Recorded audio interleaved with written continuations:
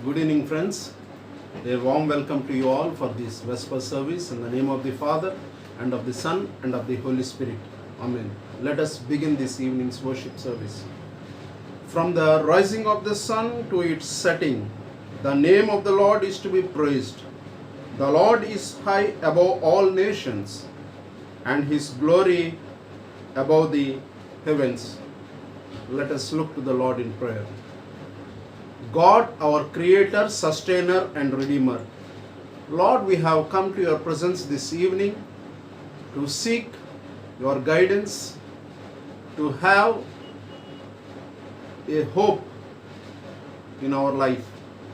Lord of life, the source of everything, we give you all glory and honor this evening.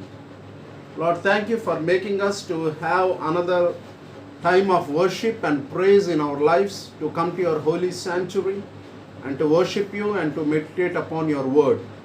Lord, thank you for the time that you have given to us this evening. Lord, we pray for each and every individual of the congregation. We pray for the families. We pray for the people, those who are sick among us. Lord, we ask your healing touch to be with them, heal them and give them speedy recovery. Lord, we also pray for the people, those who have lost their near and dear ones. Lord, you be with them. Give them your comfort, your guidance, and your protection. Lord, particularly this evening we are praying for all the people, those who have asked for different prayer requests, as some of them are in hospitals, some of them are recovering, some of them are struggling for their daily living. Lord, we pray for each and every individual. Lord, you take care of them. Lord, you are the one who provides everything.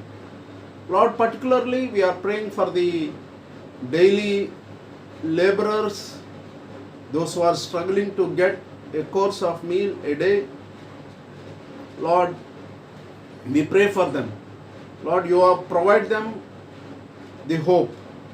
Help them to come out from the situation of doom to the situation of hope. Lord, we give you all glory and honor. Particularly, we are praying for the elders of the church. We pray for the president, the general secretary, the secretary of the board, and the treasurer. We also pray for all the elders. Lord, we pray for the administrative activities of the church. Particularly, as we are looking for a new pastor, Lord, you be with them. You give a good person who can take care of the congregation in a spiritual way. Lord, we also pray for the people, those who are making our lives more comfortable. We pray for the workers. We pray for the staff. We pray for the doctors, nurses, and all the government officials, those who are making our life more comfortable. Lord, help us to come out from the situation of doom to the situation of hope by the services that they are rendering for the society. We pray for all the people, the frontline warriors, those who are in the church. Lord, you give them good health. You take care of their families. Lord, we also pray for the Sunday school. We pray for each and every child.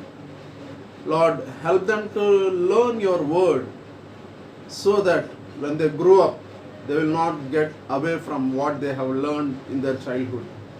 Lord, we also pray for the women's fellowship as they stand as a pillar for the church through their prayers, through their support, and through their activities. Lord, you are the one who is taking care of all the things. Particularly, we are praying for the choir as they render their voices for your glory. We pray for the people, those who are leading the choir.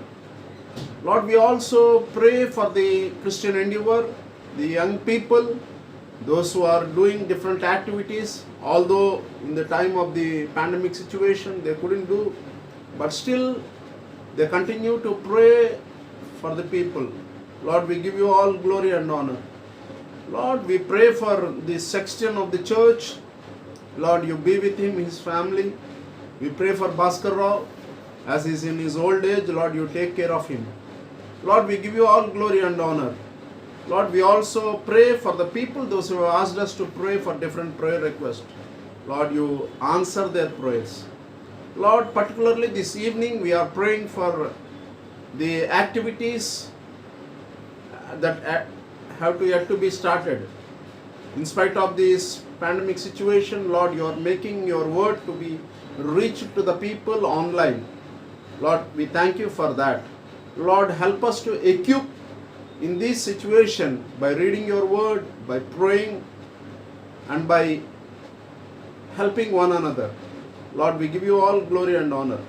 We pray for the friends, those who are bringing this worship online. We pray for Vijay and his team. Lord, be with them. Lord, we also pray for our friends, those who are watching this worship online in the city, elsewhere outside, and different parts of the globe.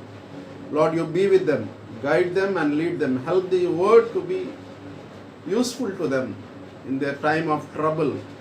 Let the word provide them hope in the midst of hopelessness. Lord, we give you all glory and honor. Lord, as we continue to meditate upon your word, let your word speak to us. Let your word inspire us. Let your word guard us. And also let your word correct us. Lord, we give you all glory and honor. Particularly, we are praying for each and every need of the church. Lord, we know many people are eagerly waiting for the worships offline. But still, the situations around us are not permitting us. Lord, help us to understand each other in a proper way, in a meaningful way. We also pray for other people, the missionaries, the mission activities. We pray for the churches of the CBCNC. Lord, we pray for each and every congregation. Lord, we thank you for the work that is going on by different mission organizations to reach the unreached. Lord, we pray for, once again, we are asking you to take control of each and every situation. Help us to overcome the third wave of the COVID-19. Lord, you protect each and every individual. Especially we are praying for the young people, the children. Lord, you be with them, take control of them. Particularly this evening we are praying for students, those who are getting into the new classes, the intermediate degree, the post-graduation studies, the professional courses. Lord, you be with them. Particularly we are praying for people, those who are preparing for the examinations, the different entrance examinations. We pray for the NEET, we pray for MCET. Lord, you be with all the students, those who are aspiring. We also pray for the young people, those who are looking for jobs. Lord, you provide them at the right time, in the right way, in the right manner. Lord, you know the hearts of the people. So during this time of the situation, Lord, help us to come more nearer to you. In spite of our shortcomings, in spite of our weaknesses, you still love us. We thank you for that. We give you all glory and honor as we continue to meditate upon your word. Lord, speak to us, speak through us. We give you all glory and honor. We ask this prayer in the matchless name of our Lord and Savior, Jesus Christ. Amen. Once again, I welcome you for this Vesper service. In the name of the Father, and of the Son, and of the Holy Spirit. Amen. The scripture portion for this evening's meditation has been taken from the Old Testament, the book of Joel, chapter 3, verses 14 to 21. The prophetical book of Joel, chapter 3, verses from 14 to 21.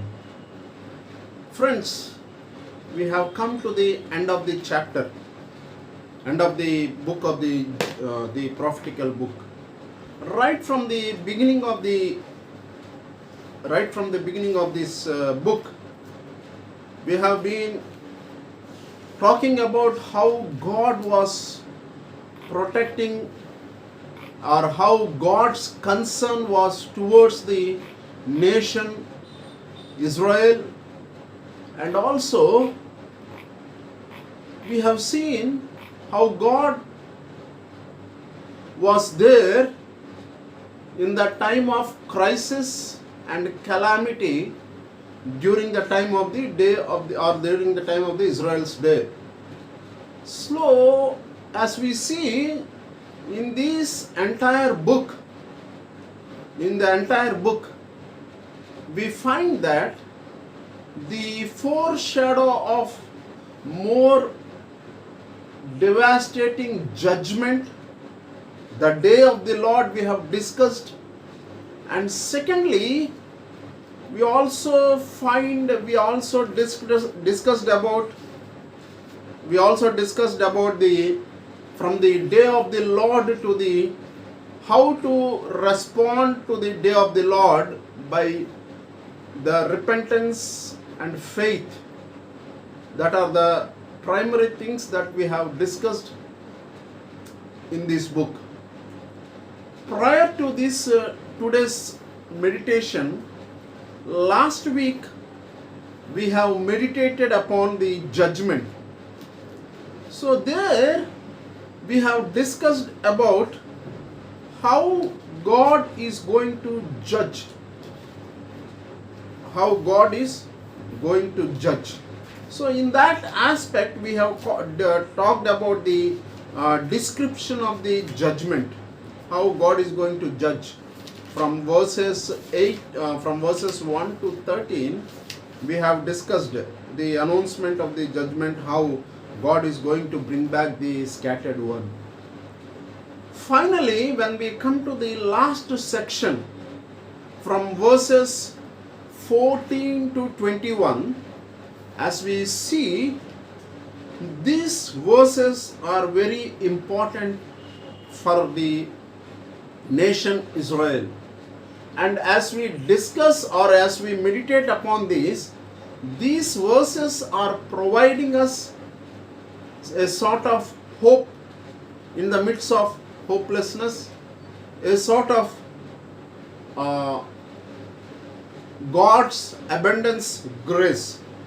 So this evening's reflection has been titled as Doom to Hope, or from the situation of doom to the situation of hope.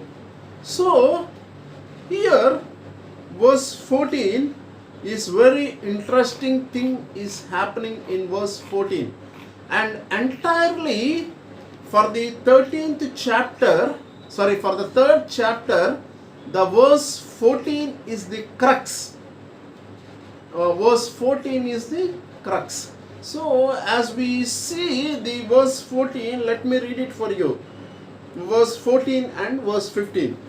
So this evening's sermon has been titled as From Doom to Hope.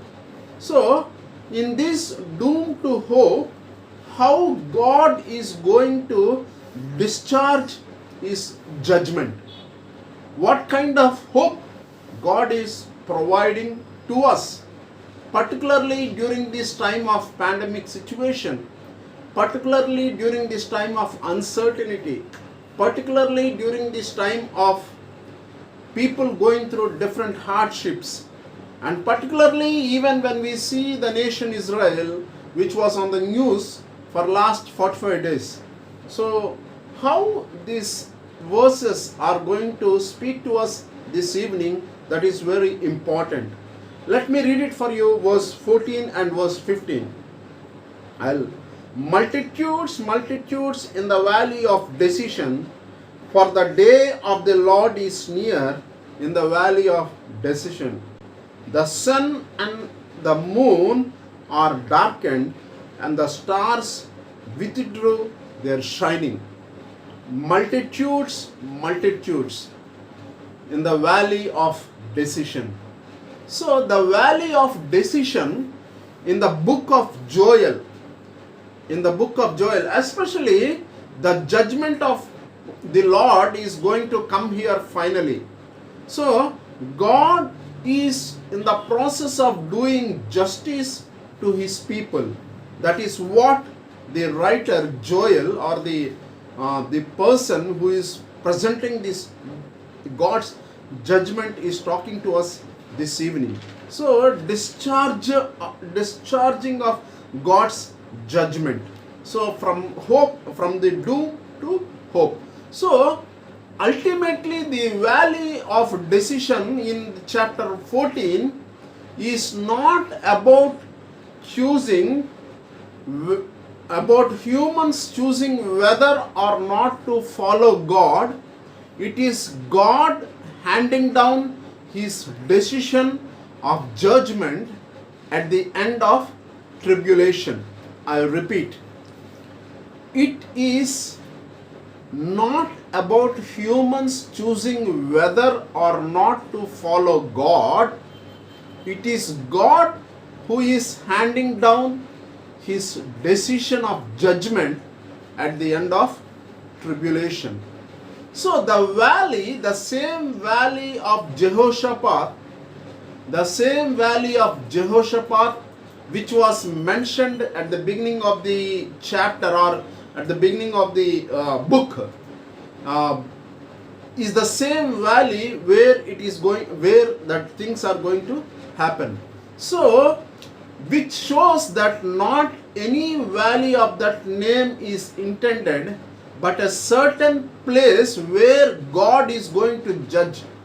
Here, when we talk about the valley of decision, it is determined as Kimchi and Jari.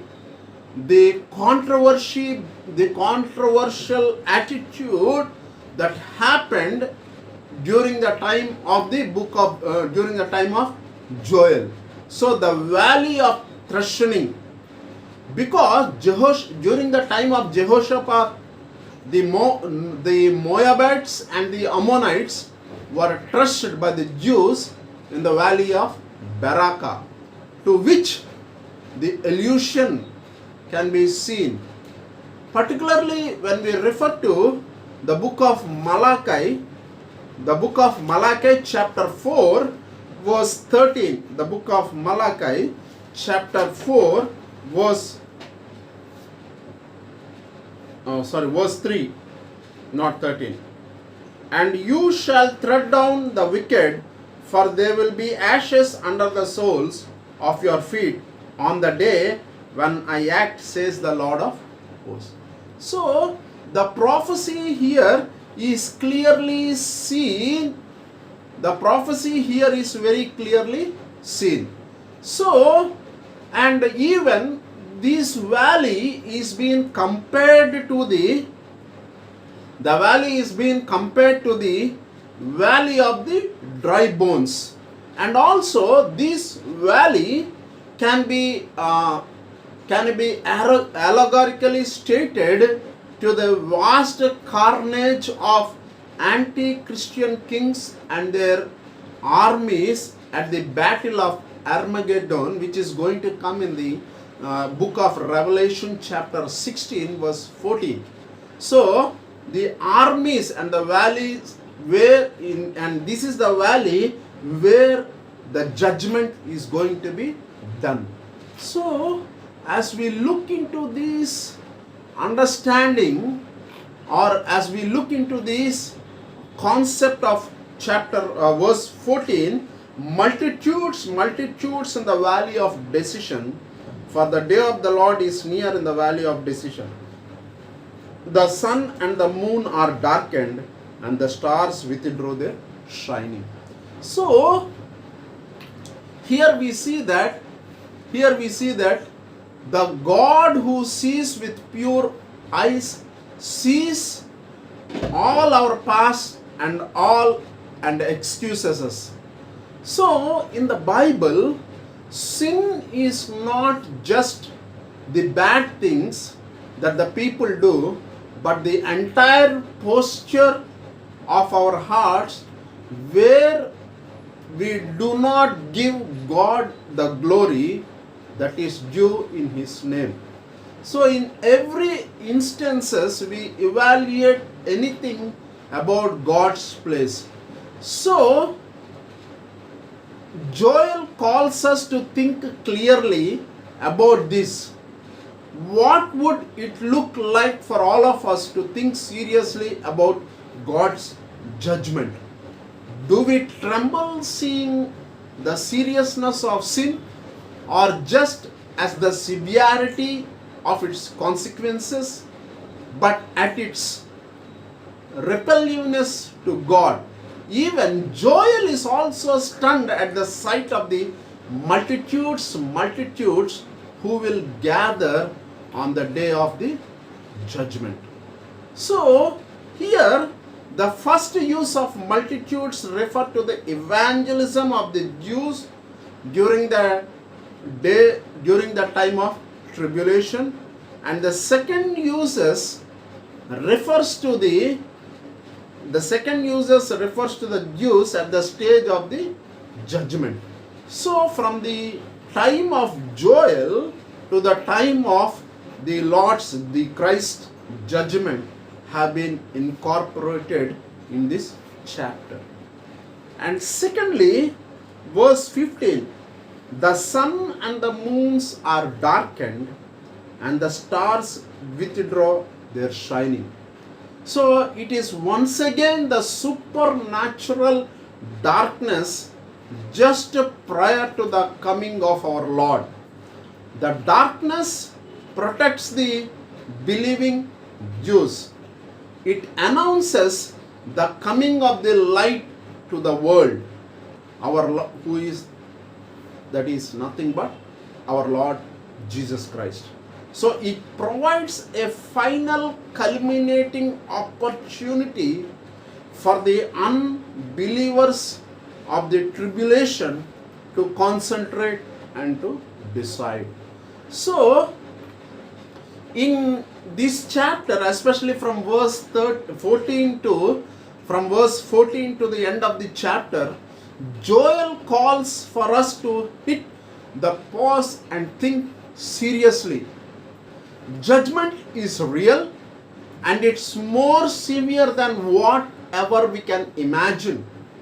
The picture we see in Joel as well as in the book of Revelation are the metaphors of the actual experience that is going to come. So in the book of Joel clearly prophesies what is going to come. That is very important. And also, if we see it out to shake our souls, especially when we realize to overcome, or when we realize to confess our sins. So this is very important. So Joel is very, very clearly talking about the situation.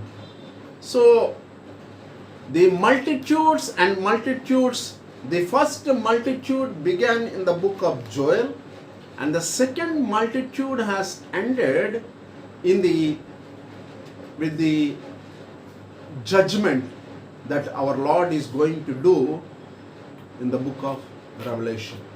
So friends, and coming to the 16th verse, the Lord roars from Zion and utters his voice from Jerusalem, and the heavens and the earth shake, but Lord is a refuge for his people. Lord is a refuge for his people.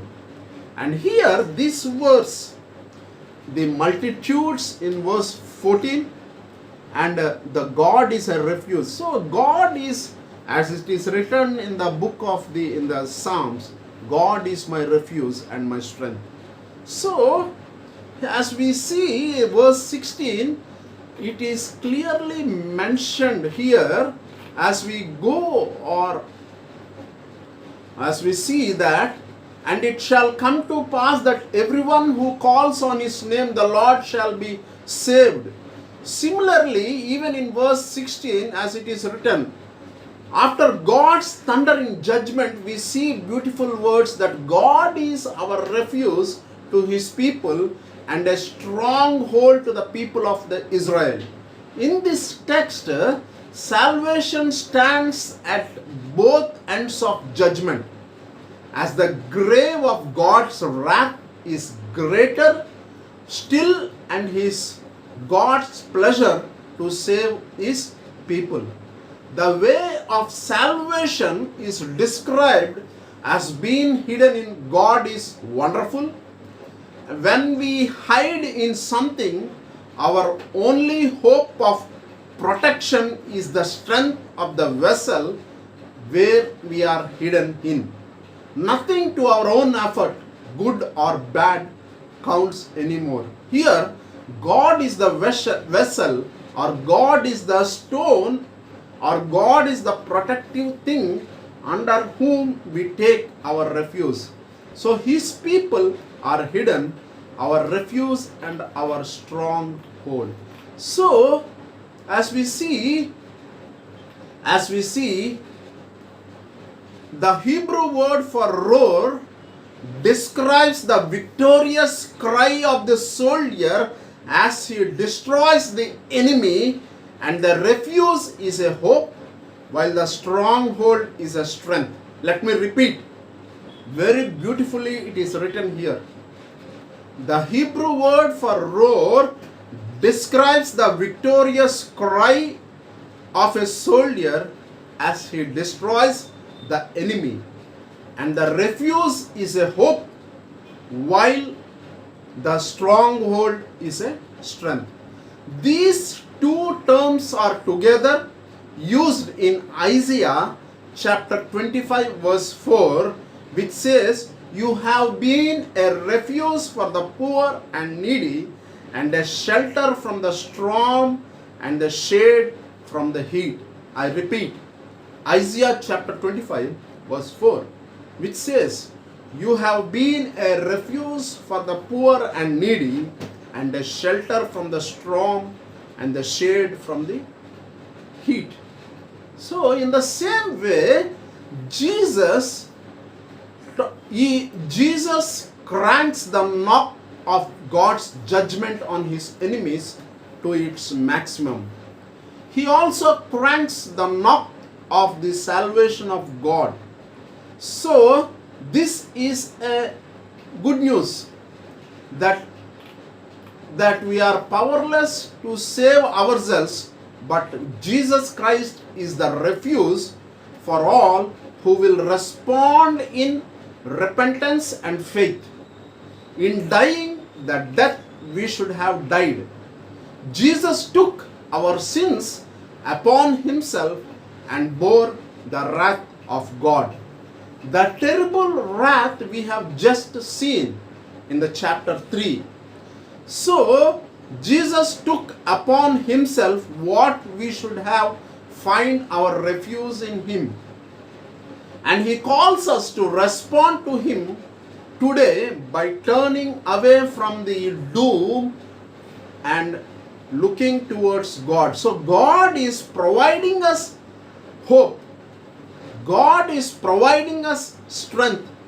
This refuge is not mere architecture, but the person of Jesus Christ. Other way of saying personal architecture or personal communion in home. Repentance is not merely the bowing of knees in reverence and wave. Godly repentance is the response of homesick heart. So God calls for repentance is really a call for us to come home. Hear the words of Christ today that God is bringing us. So dear friends, from verse 14 to 16, God is talking about the judgment and God is providing us the hope. So the salvation, the God's communion and the God's unchanging love towards the humanity we see in God, in our Lord Jesus Christ. In our Lord Jesus Christ. Coming to from verses 17 to the end of the chapter, it talks about the glorious future of the Judah. So very interesting things are coming out. The astounding glory promised with God's presence. So verse 17, "So you shall know that I, the Lord your God, dwell in Zion, my holy mountain, and Israel shall be holy, and strangers shall never again pass through it. So while God's enemies are being gathered for judgment, judgment, and God's people are promised a glorious future. From verses 17 to 21, it gives us a more complete picture of the salvation, and where we find three types of blessings. So the three types of blessings are found from verses 17 to 21. But before getting into the blessings, let us look what these verses talks about. So Yahweh's victory will demonstrate to his people that God, that he will indeed the covenant of Israel, or the covenant God of Israel, and his special place of his abode, the Mount Zion. So after the battle, Jerusalem will be the holy city, set apart entirely for God's people and no longer defiled by the enemies or by the invaders. So that is what the verse 17 talks about. Coming to verse 18 to 21, the ultimate restoration, in which we have three kinds of blessings. So verse 18, in that day the mountains shall drip sweat wine, the hills shall flow with milk, and all the stream beds of Judah shall flow with water. A fountain shall come forth from the house of the Lord, and water the Wadi Shittim. So here we see that Joel is, verse 18, Joel is continually describing the future day of the Lord, and which means he is talking about the hope. He started from doom, and he is concentrating on the hope. So as we see, the Joel continually describing the future day of the Lord, but now he passed from judgment of the tribulation to the blessing of the millennium. The mountains of Israel would, as we see, be so fully grape wines that they could be described as a dripping with wine, and there will be milk yielding animals. Jerusalem is the only city that was not built near the river. Rome had Tiberias, Nineveh had Tigris, Babylon had Euphrates, Egypt had Nile, but Jerusalem had a river that proceeds from the temple of the God.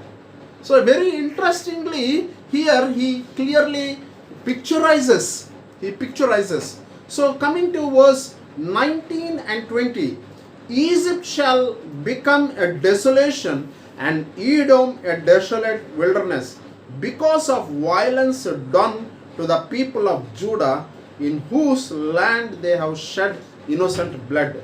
But Judah shall be inhabited forever, and Jerusalem to all generations. So Egypt and Edom, probably representative of Israel's enemies, will become deserts because they have shed the innocent blood. So the blood of the blood of the God's people. But Judah and Jerusalem would be full of people for the generations to come. It is the center of God's presence. So God is making our lives as Judah and Jerusalem. God is making our lives as a place of blessing. God is making our lives as a place of God's continuous providence. So coming to verse 21, I will avenge their blood, and I will not clear the guilty, for the Lord dwells in Zion. So as we clearly see, the God's final promise through Joel was that God would avenge the blood shed by the enemies of Israel, which God had avenged in the prophet's day. He also promised to do this because God dwell in Zion. So as I said earlier, we have here God is giving in verse 21, Lord dwells in Zion, and it is the permanent place, and it is the future of the Israel. So the people of God has everlasting future in Zion. So as we say, as we know that Zion is a place of God's dwelling, or Zion is a place where people have hope. So as I said earlier, there are three important blessings. The first blessing is the blessing of the purity. So as we know, as we see, to Israel it looked like strangers never crossing through the land again. So this was a xenophobia. When God's people have mixed and mingled with the nations, they were defiled, according to Psalm 106 verses 35 to 38. So contrasting this, God is providing a glorious future. The purity of God's people will be preserved, and he will be made holy through by the love of God. So even in Christ Jesus we are purified by his blood. Although we directly does not belong to the family of Israel or to the natal relationship with Israel, but in Christ we are purified by the blood of Jesus, as we have washed our sins in the blood of Jesus, as we have come to God through our in our confession nature. So we have been purified, and we also been made one with the nation Israel. Secondly, the blessing of prosperity. So this is very interesting. As we read, the mountain shall drop with the sweet wine, the hill shall flow with milk, and the Judah will be overflowed with water, and the fountain shall come forth from the house of the Lord, and the water, the valley of Shittim, as it is, and as we know, which are a deserted place. Even deserted place would consider worthless and beyond the repair with God's wonderful provision and prosperity. So here we see that the wine and the oil stands for as the wine represented the anointing of the Lord, and also the oil represents the anointing of the Lord, and the wine represents the blood of Christ. So here we see that, so as the wine and the oil provides us prosperity, and also the prosperity comes, as it is said, the river flows, as I said earlier, the only city which doesn't have the river, and but for Jerusalem, Jerusalem had river that comes from the presence of the Lord. So the valley of Shittim here represents and the desert has become a place of prosperity, and also the wine and the oil has given us prosperity. We are purified, at the same time we have been prospered. And final blessings is that we see in verse 21 second part, and the Lord dwells, the promise is that God will dwell in Zion. The verse 17 the first part, and the 21st verse second part. So God's purity, prosperity and the presence will be with God's people forever and ever, and through the generations to generations. So we are purchased, and we are the people who are in the doom, but God is providing us a hope in the midst of hopelessness. So here we see that the glorious future of God's people will be established forever, and these blessings are given to God's people not by their merit or by anything that they have done, but it is only through the love of God. That is the reason why John 3:16 says that God so loved the world that he gave his only begotten Son for us. So in here we see this stands in contrast to judgment, where God lays out clear reasons for judgment, and these blessings are blessings which are completely for all. So God's blessings and God's judgment is, as we see, these both are contrast, but still God is providing us hope in the midst of hopelessness, from the situation of doom to the situation of hope. So we worship God, rejoicing in every experience in his presence, enjoying the communion with him, and growing our affections with God. Such a glorious future has been awaiting for us in God's, and God is inviting us today to turn towards him and to fix our high eyes on him. In the midst of the calamity, we repent. In the midst of this calamity, the COVID-19, we repent a place, and we find a place in God's presence with our faith and hope in God. So, as we, in our reflection on the current crisis caused by COVID-19, we too are reminded to repent in the face of calamity. So in Luke chapter 13, Jesus echoes the words of Joel's 2nd chapter as he reflects the calamities of his day. So his message to the hearers was very simple: repent and believe, the kingdom of God is going to come. What kind of kingdom? A kingdom where there will not be any kind of disaster, a kingdom where there will be a kind of restoration, a kingdom where God provides from the doom to hope. So here at the end of the book, Joel, the prophecy of Joel unfolds in a chronological sequence. It began with the locust invasion and the judgments of the Judah and the Judahites. The Lord used his severe judgment to call his people through his prophet, and to anticipate an even worse devastating is going to come. The Lord said finally he will forgive them if they will repent and turn towards God. So the day of deliverance, the Yom Yahweh, the day of the Lord. So Yahweh, the Lord, Jesus promised to deliver them, to deliver us on this day, and to restore us and he is going to provide us unpredicted blessings, because God has kept his covenant with us through his Son Jesus Christ.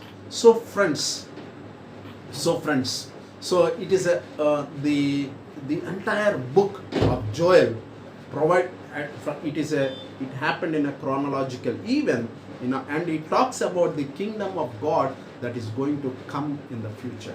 Dear friends, God is providing us hope from the situation of doom through his Son Jesus Christ. See, by the three promises that God has given, the promise of the promise and the blessing of purity, the promise and the blessing of prosperity, and the promise that we are going to be with God's presence. That is the beautiful vision of Isaiah, where the lion shall eat the grass, and the child shall play in the present in the whole of the ass. So friends, so that is the vision that God is giving to us this evening. So friends, from the situation of doom to the situation of hope, from the situation of hopelessness, to the situation of hope, God is providing us. The only thing is, God is asking us to repent, which means believe in God, that God is going to overtake all the situations in our life. And God is providing us three blessings: the blessing of purity, the blessing of prosperity, and the blessing of God's presence. So we should look towards God from the situation of doom to take up these blessings which God is going to give to us this evening. May the Lord add His blessings to the listening and understanding of His holy word. Amen. Let us pray. Let us pray. God, our hope in the situation, in the times of hopelessness. Lord, you provided us everything. Lord, you have asked us to turn towards you. Lord, this time we are turning towards you. Lord, you provide us what we need in our life. Your presence, the place in Zion, the holy place, the place where there will not be any kind of hindrances. Lord, help us to overcome all these times of the COVID situation. Help us to repent and to believe in you that you are going to give us hope. The hope to overcome the third wave, the hope to overcome the death, the hope to overcome the calamities. Lord, we give you all glory and honor for the word that has come to us this evening. Lord, bless each and every one, those who have heard this. Be with us throughout this week in all our activities. Lord, provide us hope when we go astray. Provide us love when we are unhappy. Lord, we give you all glory and honor. Lord, thank you for the promises that you are giving to us. The promise that has blessings. The blessing of purity, the blessing of prosperity, and the blessing of God's presence. Lord, help us to strive towards that. Lord, we give you all glory and honor. Particularly, we are praying for all the friends, those who have heard this evening's worship. Be with them, enlighten them, and enrich them. Once again, we pray for the people, those who are in need. Lord, you answer their prayers. Take care of them. As we depart from this place, Lord, we ask your presence to be with us throughout this week until we meet next week. We ask this prayer in the matchless name of our Lord and Savior Jesus Christ. Amen. May the grace of our Lord Jesus Christ, the love of the Father, and the comforting guidance of the Holy Spirit rest and abide with us now and forevermore. Amen. Thank you, friends. God bless you.